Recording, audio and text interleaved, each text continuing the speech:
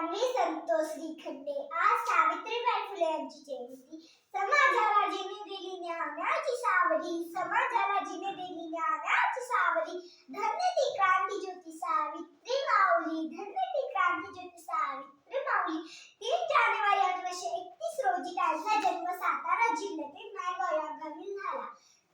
9 वर्षाच्या असताना त्यांचा विवाह ज्योतिबा फुले यांच्याशी झाला. ज्योतिबा फुले यांनी सावित्रीबाईंना घरातच शिक्षण दिले.